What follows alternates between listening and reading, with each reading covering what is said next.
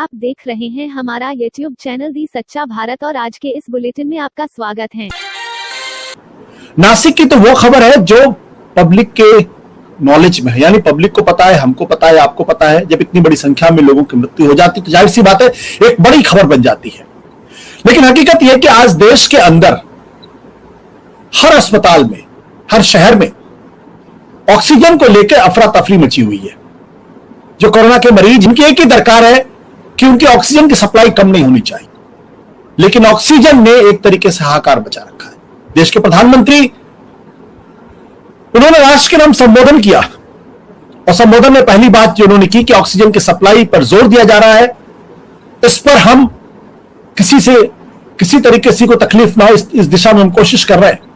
और हकीकत यह है, जब आपको यह पता चले कि ऑक्सीजन की इस देश के अंदर कोई कमी नहीं है, बल्कि यह कहा जाए कि ऑक्सीजन सरप्लस है, वैसी स्थिति में लोगों को तकलीफ क्यों हो रही है, यह एक बड़ा सवाल है। पहले मैं आपको जानकारी दे दूं कि इस देश के अंदर कुल स्टॉक अगर हम ध्यान से देखें तो जो इंडस्ट्रियल रिक्वायरमेंट है या जो मेडिकल रिक्वायरमेंट है उसके हिसाब से 50,000 मीट्रिक टन का स्टॉक है।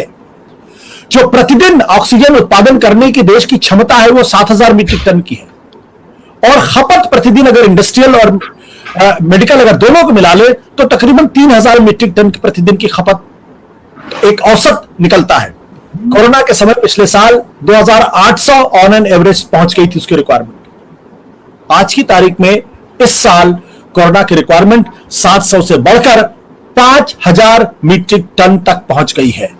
यानी अभी भी जितना डेली का हमारा प्रोडक्शन है देश के अंदर 7,000 मीट्रिक टन, उससे कम की रिक्वायरमेंट है और उसके बावजूद लोगों को ऑक्सीजन नहीं मिल पा रहा, लोगों की जाने जा रही है।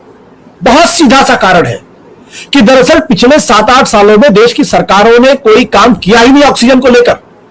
और यह मैं पूरी जिम्मेदारी के साथ कहता हूं, इस देश के अंदर 162 ऑक्सीजन के प्लांट्स बनने थे। 8 महीने लग गए, सिर्फ 8 महीने ये टेंडर देने में कि किसको दिया जाए। 8 महीने आप सोचिए, इस दौरान कोरोना था, लोगों को ऑक्सीजन की जरूरत थी, फिर भी 8 महीने लग गए। ये सरकार की केयरलेसनेस है। सिर्फ 32 ऑपरेशनल प्लांट बन पाए, बाकी के बारे में कहा जा रहा है कि आने वाले 3-4 महीनों के अंदर बन जाएंगे। तब तक कितने लोगों की मौत होगी, नहीं मौत होगी, कुछ नहीं कहा जा सकता।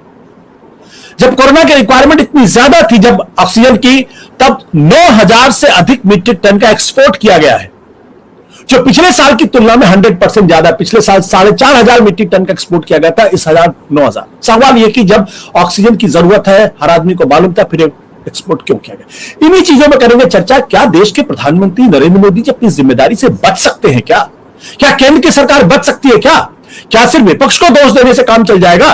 क्या विपक्ष की सरकारों को दोष देने से काम चलेगा? यह सही है कि विपक्ष की सरकारें भी जिस तरीके से काम करना है तो उस तरीके से काम नहीं करी। अशोक, आप भी महाराष्ट्र को बड़े करीब से देखते हैं, क्या लगता है आपको ये जो नासिक में लोगों की मौत हुई है, क्या कारण आप समझते हैं इसका? बेसिकली जो बताया जाता है कि वो जो टैंक था उसका वॉल चेंज होना था और उस वॉल चेंज होने में लीक हो गया और उससे प्रेशर कम हो गया। मतलब 25% ही ऑक्सीजन उसमें रह पाया। जब प्रेशर कम हो गया तो जो वेंटिलेटर्स पे लोग होते हैं उनके लिए एक पर्टिकुलर प्रेशर में ऑक्सीजन मिलना बहुत जरूरी। जब आधे घंटे के लिए इस प्रेशर में गड़बड़ी हुई तो 150 लोग एडमिट थे जो वेंटिलेटर पे थे, उनमें से 22 लोगों के प्राण चले गए। ये घटना जो वहां जो मंत्री जी ने जो स्टेटमेंट दिया, और मैंने नासिक में कुछ लोगों से बात की, कुछ डॉक्टर से बात की, तो उन्होंने कहा कि इस कारण से ये दुर्घटना हुई है।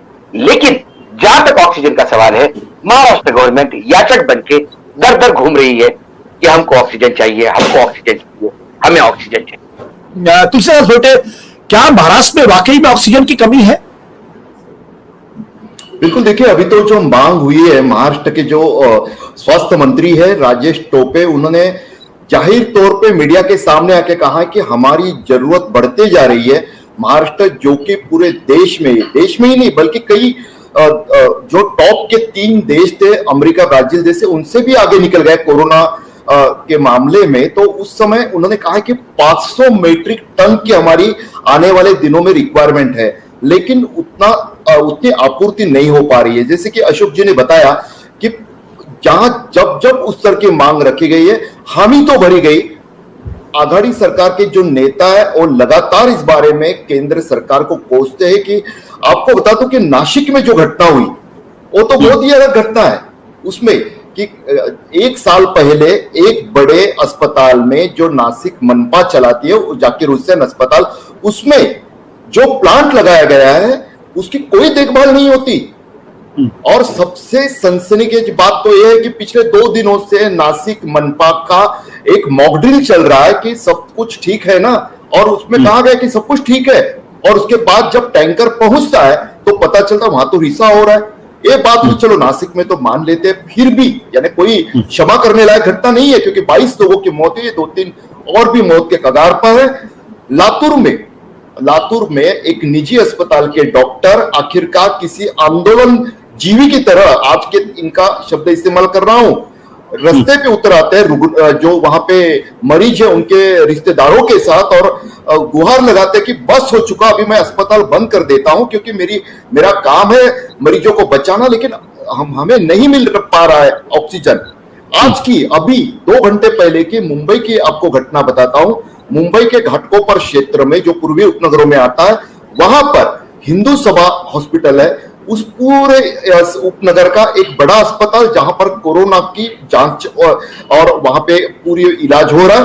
वहां पे स्थिति ये बनी थी कि डॉक्टर सभी एक तरह से बार बार एसओएस कर रहे थे कि अरे भाई ऑक्सीजन खत्म होने को है, 1 घंटा जैसे काउंटडाउन चलता है उस तरह से चल रहा था। आखिरकार वहां पे ऑक्सीजन खत्म होने से सिर्फ कुछ समय पहले ऑक्सीजन से भरा हुआ सिलेंडर का एक ट्रक पहुंचा और वहां पे कोई अप्रिय घटना नहीं हुई। समूचे महाराष्ट्र में इस तरह से सुनाई दे रहा है, और दूर दराज के इलाके जो मीडिया से भी अछूते हैं, वहां से जो फोन पे बात हो रही है, लोगों से जानकारी मिल रही है, इसी तरह की है। यानी जो ऑक्सीजन, आशुतोष जी जैसे आपने बताया है, लेकिन सप्लाई की व्यवस्था ढंग से नहीं है।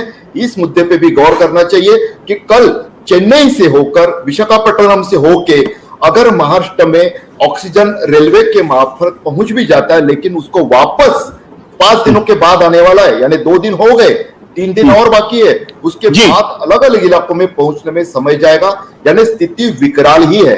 अशोक, कौन जिम्मेदार है इसके लिए? सबको मालूम था कि कोरोना का सेकेंड वेव आएगा, और यह भी कहा गया था कि जब कोरोना का सेकेंड वेव आएगा पहले से ज्यादा खतरनाक होगा। क्यों नहीं ऑक्सीजन की व्यवस्था की गई? क्या कारण है? इसके लिए कौन जिम्मेदार? यदि मैं नाम लेके कहूं तो मैं इसके लिए पूर्ण रूप से जिम्मेदार देश के प्रधानमंत्री को मानता हूं, क्योंकि आशुतोष, यदि हम सच्चाई पे बात करें तो ये देश चला कौन रहा है? प्रधानमंत्री चला रहे हैं। इस देश में कोई ऐसा काम होता है जो प्रधानमंत्री के बगैर सूचना के होता होगा? इस देश में जब कोरोना का हाहाकार मचा रहा है, जब आप कोरोना के नए प्लान घोषित कर रहे हो, ऐसे टाइम पे आप एक्सपोर्ट कर रहे हो कोरोना को बांग्लादेश में, और बांग्लादेश में वो कंपनी इंपोर्ट कर रही है जो ढाका और चिटगांव में मैक्सिमम हॉस्पिटल्स में ऑक्सीजन देती है। और उससे भी शर्मनाक जो बात है वो है पीयूष गोयल के मंत्रालय, मिनिस्ट्री ऑफ जो वाणिज्य मंत्रालय अपना, कॉमर्स मिनिस्ट्री, उन्होंने कहा कि नहीं, वो जितना ऑक्सीजन इंपोर्ट हुआ एक्सपोर्ट हुआ है उसमें मात्र 12 टन मेडिकल वाला था। इन मूर्खों को कौन बताए कि ऑक्सीजन होता है? यदि मेडिकल का ऑक्सीजन और इंडस्ट्रियल ऑक्सीजन अलग है तो फिर कल प्रधानमंत्री मन की बात में क्या कह रहे थे कि हम इंडस्ट्रियल ऑक्सीजन ले रहे हैं इधर, या तो वो झूठ बोल रहे हैं या आप झूठ बोल रहे हैं। कितना लोगों के साथ आंकड़ों के साथ खेलोगे?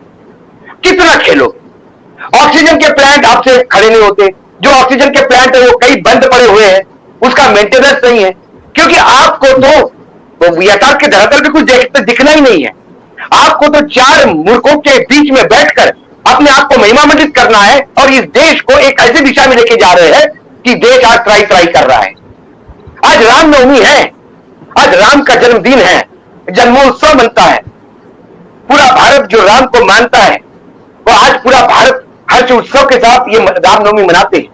आज किसके घर में रामनवमी हर्ष उत्सव के साथ मनाई गई? क्या अयोध्या में मनी होगी? जिस हिसाब से लाशें दिख रही है प्रयागराज में, जिस हिसाब से लाशें दिख रही है बनारस में प्रधानमंत्री के होम कॉन्स्टिट्यूंसी, जिस तरफ से मुख्यमंत्री के कॉन्स्टिट्यूंसी में गोरखपुर में, जिस तरह से कानपुर में इंडस्ट्रियल राजधानी है इंडस्ट्री यूपी की, और यूपी की राजधानी लखनऊ में, जिस तरह से माहौल है, आपको लगता है वहां पे रामनवमी नहीं होगी? पूर्ण रूप से कल वो कह रहे थे कि मैं ऑक्सीजन का धैर्य रखूं। धैर्य किस बात का रखे आशुतोष? घर में पिता की मृत्यु धैर्य रखो, बेटे की मृत्यु धैर्य रखो, मां की मृत्यु धैर्य रखो, और जब स्वयं तुम्हारी मृत्यु होगी तो फिर तुम किस काम की? किस बात का धैर्य? बाल मित्रों को कह रहे हो आप सोशल डिस्टेंसिंग करो। कल का भाषण इतना हास्यास्पद था, मैं माफी चाहता हूं, ये मेरे शब्द है और कड़वे होंगे, लेकिन ये हास्यास्पद था। आप कह रहे हो कि सोशल डिस्टेंसिंग करो, आप कह रहे हो कि बाल मित्रों मेरे घर वालों को बाहर मत जाने दो। किसी बाल मित्र ने उठ के पूछा कि साहब चुनाव में क्या कर रहे हो, साहब कुंभ में क्या हो रहा था? जवाब है प्रधानमंत्री के पास। इस देश के नायकों को अपना खुद का उदाहरण सामने रखना होगा। फाइट फ्रॉम दी फ्रंट जिसको कहते वो करना होगा। आप विपरीत दिशा में जाते हो, आप अपने हिसाब से काम करते हो, लोगों को बोलते हो कि ऐसे रहो। आज ऑक्सीजन जैसे आपने फिगर बताया, यदि इतना अच्छा प्रोडक्शन है और इतनी डिमांड होने के बाद भी हम सरप्लस है, तो फिर आज लोग ऑक्सीजन से मर क्यों रहे? ये क्यों हो रहा है? ये मिसमैनेजमेंट क्यों है? ये जो आंकड़ा आपके पास है, क्या प्रधानमंत्री कार्यालय के पास है कि 5,000? हमारे पास 5,000 टन का प्रोडक्शन है। यदि वो आंकड़ा उनके पास है तो कहां है? क्यों महाराष्ट्र में ऑक्सीजन साउथ से आता है? पास वाले आंध्र है, पास में गुजरात है, वहां इंडस्ट्रियल बड़े बड़े बेल्ट है। मैं तो सोचता हूं कि महाराष्ट्र सरकार ने तो आदेश निकालना चाहिए, जहां जहां ऑक्सीजन प्रोडक्शन है महाराष्ट्र गवर्नमेंट सारे प्लांट टेक ओवर कर रही है और स्टेट का ऑक्सीजन कम से कम ऑक्सीजन के लोगों को दो। ये इलीगल हो लगता है कि ये तानाशाही है, इमरजेंसी है, लेकिन ये तानाशाही जरूरी है। ये तानाशाही इसलिए जरूरी है कि आप वो ऑक्सीजन घर पे रखने के लिए नहीं रखते हो। वो ऑक्सीजन आप इसलिए कर रहे हो कि ऑक्सीजन की जनता को देके आपको जाने बचानी है। और ऐसे ही नए अपडेट पाने के लिए द सच्चा भारत चैनल को सब्सक्राइब कीजिए। धन्यवाद।